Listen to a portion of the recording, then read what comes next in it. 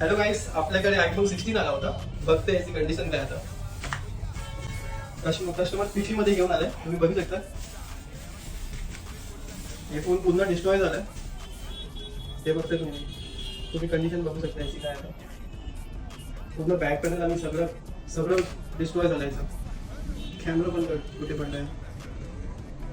चला आपण ह्याला नीट करू. माझं वर्कशॉप मध्ये